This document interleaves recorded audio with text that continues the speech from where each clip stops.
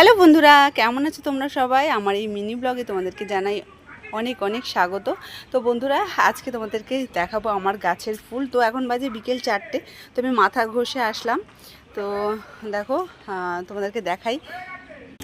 এদিকে দেখো বন্ধুরা, এটা হচ্ছে ধূত্র। সামনের বাড়ির, আমার পাশের বাড়ির কাকির কাছ থেকে নিয়ে আসা এই গাছটা। তো এই যে ধূত্র ফুল, এটা দেখো থোকা ধূত্র ফুল, দারুণ লাগছে। কমেন্টে জানিও তোমাদের কেমন লাগলো। আর এদিকে দেখো নয়নতারা। তো এই নয়নতারাটা একটু ডিপ কালার, আমার তো ভীষণ ভালো লাগে।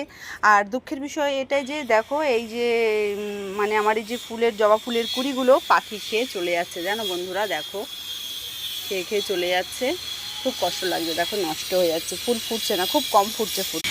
এদিকে দেখো বন্ধুরা, এটা হচ্ছে আমাদের হলুদ গোলাপ। আর এই দেখো, এটা ছোট্ট হয়েছে।